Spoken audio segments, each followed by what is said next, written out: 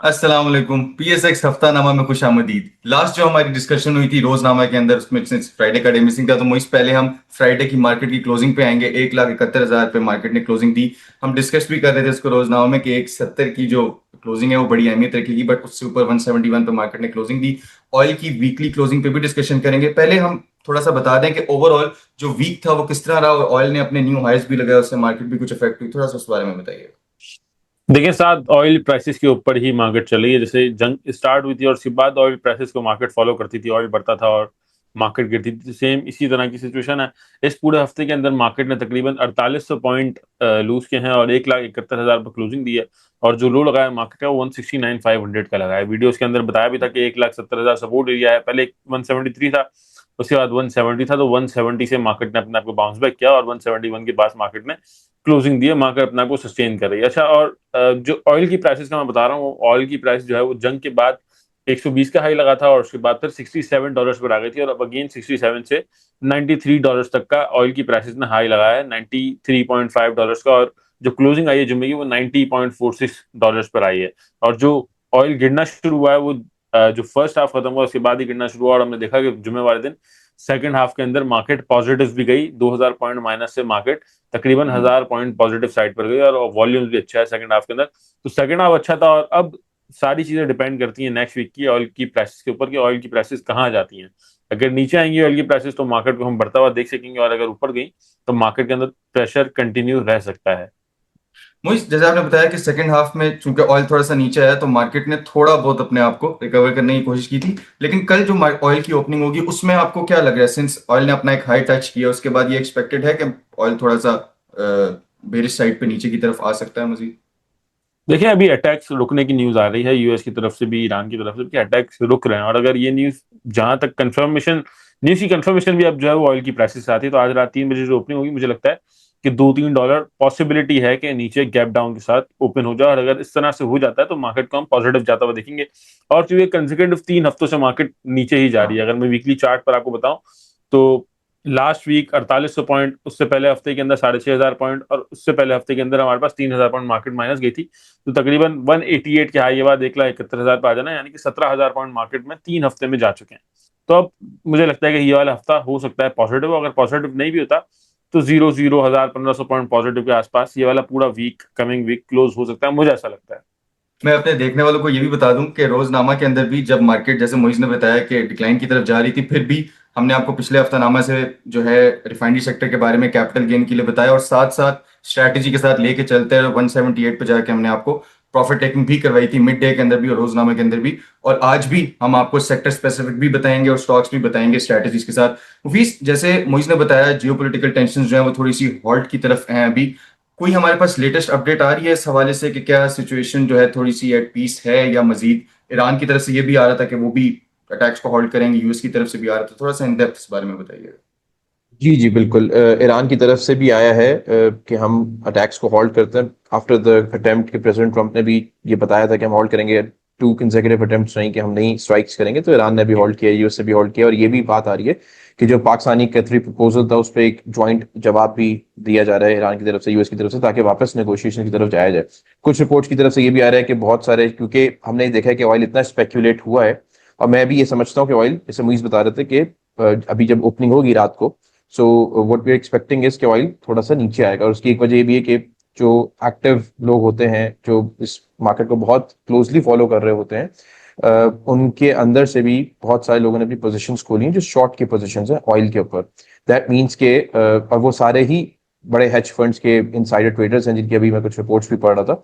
That means के हम्म। कहीं ना कहीं ये चीज सिग्नल हो रही है कि इफ यू से एक 9 फिगर फंड या एक इंडिविजुअल जो है वो हम्म। इतनी बड़ी शॉर्ट पोजीशन खोल रहा है on an oil, that means के एक इंडिकेशन ये है कि बिकॉज के नेगोशिएशंस पे वापस जाया जा रहा है, तो ऑयल थोड़ा सा नीचे आ सकता है, which is good for Pakistan. और हम ये एक्सपेक्ट करते हैं कि अगर ऑयल नीचे आता है तो फिर हमारी मार्केट जो है थोड़ी बेहतर होगी। ट्रू, हम इसकी स्ट्रेटजीज पे भी आ जाएंगे। मुझे पहले मैं थोड़ा सा सेक्टर स्पेसिफिक जाना चाहूंगा। कुछ इस जैसे आपने लास्ट में रिफाइनरी सेक्टर बताया था, कुछ स्पेसिफिक सेक्टर जो ज्यादा हम एक्सपेक्ट कर सकते हैं कि कमिंग वीक के अंदर बेहतर परफॉर्मेंस दे सकता है, इस बारे में थोड़ा सा बताइए। देखिए सेक्टर के अंदर refinery sector still on top है और न्यूज आ रही है कि ठीक कमिंग है। वीक के अंदर रिफाइनरी पॉलिसी अप्रूव हो सकती है। तो अप्रूव होने की न्यूज जब तक रहती है तब तक हम परफॉर्म करता हुआ रिफाइनरी सेक्टर को देख सकेंगे। और पाकिस्तान रिफाइनरी ने फ्राइडे वाले दिन इवन मार्केट गिर रही है उसके अंदर भी अपना नया हाई टच किया है, रिसेंट रैली के अंदर नया हाई टच किया 54 और 55 रुपीज के आसपास।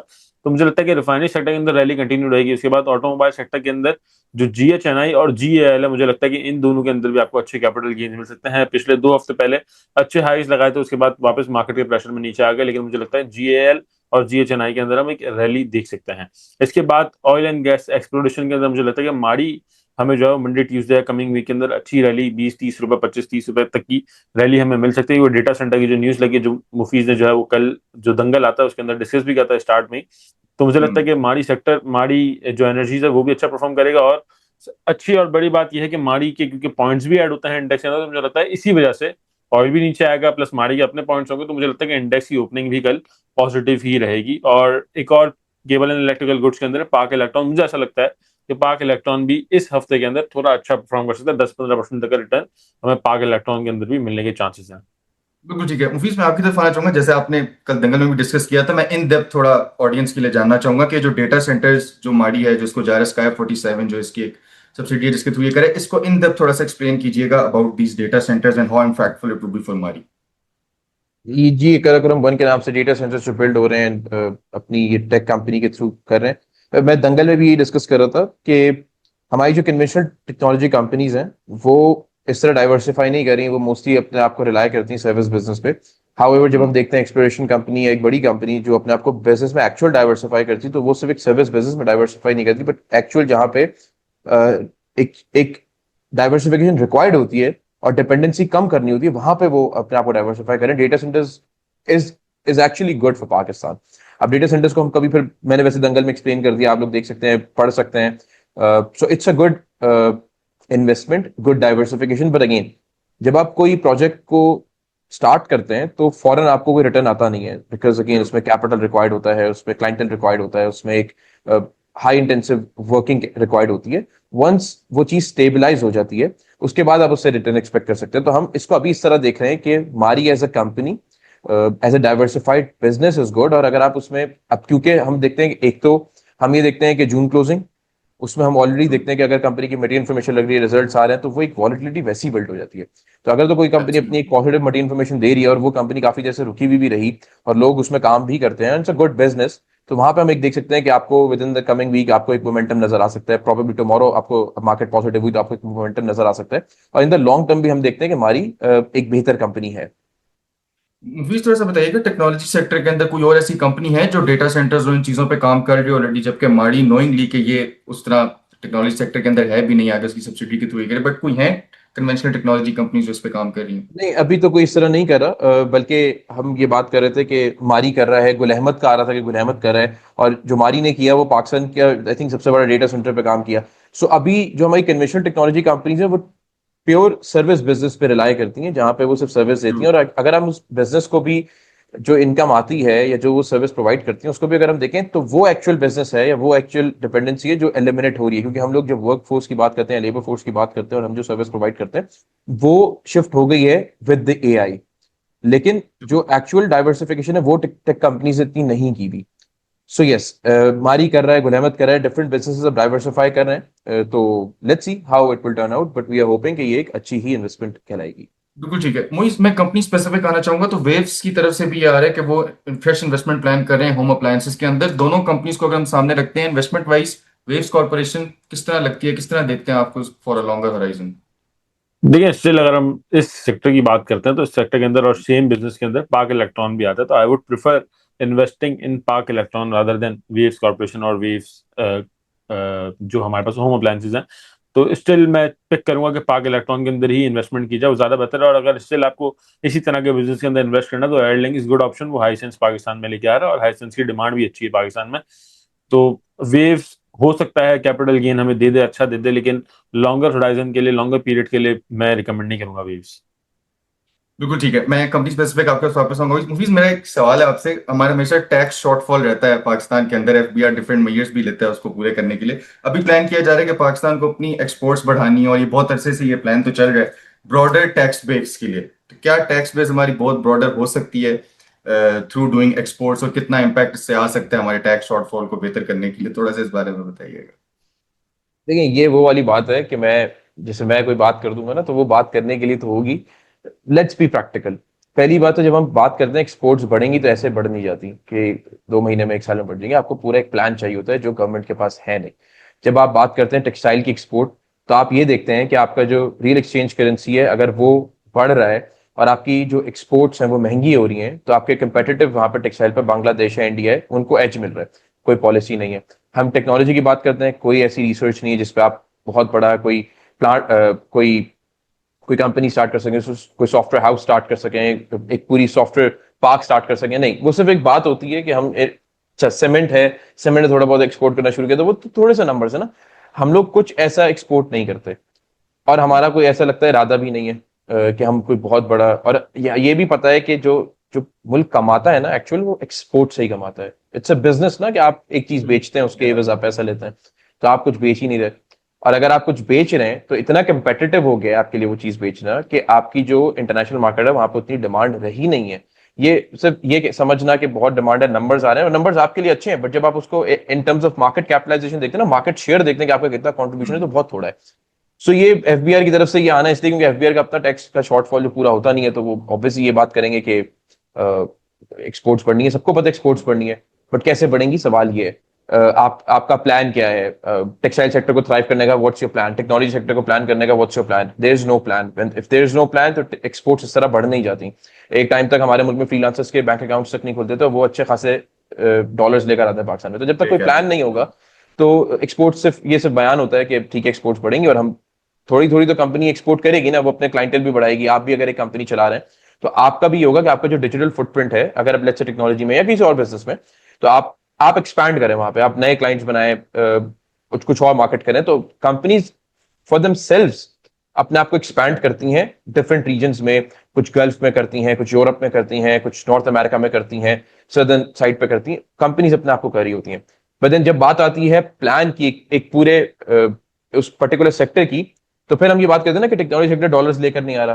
फिर अगेन आप टैक्सेशन पॉलिसी क्या लेकर आ रहे हैं, आप उनको कितना इंसेंटिवाइज कर रहे हैं, ये चीजें बड़ी मैटर करती हैं। टेक्सटाइल को कितना इंसेंटिवाइज कर रहे हैं। अब चले हम कहते हैं बजट में तो कुछ चीजें आई, मशीनरी के ऊपर आया, एक्सपोर्ट के ऊपर आया, कितने टैक्स लगाएंगे अगर आप 80% 90% ऊपर एक्सपोर्ट करें, 70% ऊपर एक्सपोर्ट करें। तो जब तक आपके पास प्लान नहीं होगा, there would be these merely all are news कि हम एक्सपोर्ट करेंगे। You need good exports, and before you talk about exports, you need good policy for export. Once that's finalized and materialized, फिर हम बात कर सकते हैं कौन कौन से सेक्टर्स के लिए वो बेनिफिशियल होगा, एंड देन फिर ऑब्वियसली आपके जो रेवेन्यू शॉर्टफॉल और बाकी चीजें वो कवर होंगी। अभी तो वैसे भी यूएस की तरफ से आता है कि हमारे जो इंपोर्ट होंगे वो टैरिफ्स वो भी बढ़ जाएंगे 10%, और पाकिस्तान भी उसके अंदर इंक्लूडेड है। That would again have an impact on the economy. मुझे मैं आपकी तरफ आऊंगा कंपनी स्पेसिफिक को लेके। अभी आपकी तरफ से जो रिकमेंडेशन होंगी किन स्टॉक्स के अंदर सेक्टर के बाद ज्यादा काम किया जा सकता है, उस पर जरा बात करेंगे, and then will come to the audience stocks. Refinery sector के अंदर चारों स्टॉक्स अच्छे ट्रेडिंग के लिए हैं। अटक refinery, Pakistan refinery, synergy, national refining. चारों के अंदर ट्रेडिंग करना चाहें तो कर सकते हैं। इन्वेस्टमेंट के लिए I would prefer Pakistan refinery, synergy और फिर अटक रिफाइनरी। नेशनल रिफाइनरी में रिकमेंड नहीं करता। इसके बाद ऑटो सेक्टर के अंदर गेल जीएचएनआई बताया है, केबल एंड इलेक्ट्रिकल गुड्स के अंदर पेल बताया, और एक्सप्लोरेशन में मारी बताया। तो ये कमिंग वीक के लिए बेस्ट ऑफ बेस्ट स्टॉक्स है। बिल्कुल ठीक है। मुफीस, मैं आपसे जानना चाहूंगा कि लेट से मार्केट अगर ऑयल ऊपर जाता है, जब उसकी ओपनिंग होती है, तो उसके बाद मार्केट अगर इम्पैक्ट लेती है, तो नेक्स्ट लेवल्स पे क्या स्ट्रैटेजी होनी चाहिए इन्वेस्टर्स के लिए, अगर तो मार्केट यहाँ से मजीद 170 का लेवल भी ब्रेक करती है और नीचे आती है तो? इन्वेस्टर्स के लिए, अगर इन्वेस्टर के पास कैश है तो वो एवरेज करेंगे, और अगर तो उन्हें अच्छा मौका मिलता है किसी अच्छी कंपनी में स्विंग लेने का, तो वो करेंगे। अगेन इन्वेस्टर की आपने बात की, तो investors, I am pretty sure कि इन्वेस्टर अपना कैश सारा एक साथ नहीं लगाते, तो वो तो डिप को एंजॉय करेंगे, बिकॉज वो तो एक्सपेक्ट कर रहे होते हैं, क्योंकि इन्वेस्टर तो अपनी मर्जी के रेट पे ले रहे होते हैं ना, कि हर चीज थोड़ी सस्ती मिले, फिर मैं लूँ, थोड़ा थोड़ा जमा करूँ। तो इन्वेस्टर के लिए तो कोई प्रॉब्लम नहीं है। प्रॉब्लम आता है ट्रेडर के लिए, जिसका सारा कैश फंस जाता है, और ऐसी कंपनीज में फंसता है, वो एक साथ कैश लगाता भी है अगेन, क्योंकि उसको वॉल्यूम में शेयर्स लेने होते हैं, और वो कंपनीज अक्सर होती है जो ट्रेडिंग वाली होती है। तो जब इंडेक्स गिरता है, फिर उनमें से जान निकल जाती है, फिर जब इंडेक्स वापस चलता है, तो उन कंपनीज में हमेशा लिक्विडिटी आती नहीं है, तो वहां पे एक प्रॉब्लम होता है। बट इन्वेस्टर्स के लिए कोई ऐसा प्रॉब्लम नहीं होगा, एंड वी आर होपिंग इंशाल्लाह कि अल्लाह सब बेहतर करे, ऑयल नीचे ही खुले, ऊपर ना खुले।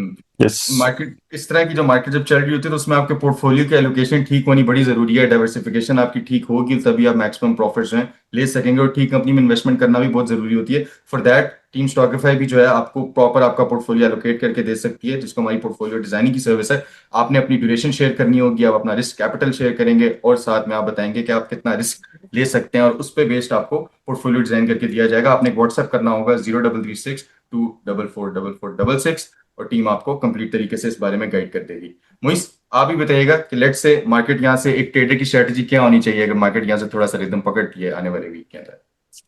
देखिए, अभी तो जो इम्पोर्टेंट चीज हमें दिख रही है ना, वो ऑयल की प्राइसेस है कि ऑयल की प्राइसेस की ओपनिंग क्या होती है। और अगर नेगेटिव ओपनिंग होती है तो फिर हम एक्सपेक्ट कर सकते हैं क्योंकि कल मंडे वाले दिन मॉनेटरी पॉलिसी भी अनाउंस होनी है हमारे पास, जिसके अंदर हमारा जो इंटरेस्ट रेट है पाकिस्तान का वो डिसाइड होता है। और हर महीने महीने इस तरह से होती है मॉनेटरी पॉलिसी हमारे पास। तो इंटरेस्ट रेट अगर तो ऑयल ऊपर जाता है तो हमें ऐसा लग सकता है कि शायद interest rate 50 basis point 100 basis point increase हो सकते हैं। और अगर ऑयल नीचे खुलता है तो अनचेंज रहने की उम्मीद है। और अगर अनचेंज रहेगा तो मार्केट ज्यादा कोई नेगेटिव इंपैक्ट नहीं लेगी, पॉजिटिव भी जाएगा क्योंकि ऑयल भी नीचे होगा और अनचेंज भी रहा है। और अगर ऑयल ऊपर खुला, इंटरेस्ट रेट भी बढ़ गया, तो मार्केट को हम बहुत टाइम लग जाएगा गेन रिकवर होने में। और एक और बड़ी बात यह है कि ये जो वीक है हमारा, ये रोल ओवर वीक है। तो रोल ओवर वीक के अंदर हम देखते हैं ये लास्ट 2 दिन मोस्टली मार्केट जो है वो नेगेटिव होती हैं। अच्छा, सिर्फ हमेशा नेगेटिव नहीं होती, जब मार्केट बढ़ रही होती है कंटिन्यूसली 3 दिन प्लस होती है, फिर 2 दिन नेगेटिव होती है। और अगर पिछले 3 हफ्ते से ही मार्केट नेगेटिव, तो पॉसिबिलिटी है कि ये वाला हफ्ता हमारा पूरा पॉजिटिव जाए। सारी चीजें डिपेंड करती हैं हमारी ऑयल प्राइसेस के ऊपर। ऑयल प्राइसेस नीचे होंगी, इंटरेस्ट रेट अनचेंज रहेंगे, और फिर मार्केट अगेन मुझे लगता है कि यहाँ से बाउंस बैक करके 180 तक जा सकती है। 10,000 पॉइंट्स मार्केट के अंदर गेन होने की पॉसिबिलिटीज मौजूद है इस वक्त। बिल्कुल ठीक है, और जो स्ट्रैटेजीज होंगी और जो करना होगा वो इंशाल्लाह हम आपको रोजनामा में बताते ही रहेंगे, और इंशाल्लाह आपसे मुलाकात होगी कल रोजनामा के अंदर। तब तक के लिए मुझे और मेरी टीम को इजाजत दीजिए। अल्लाह हाफिज।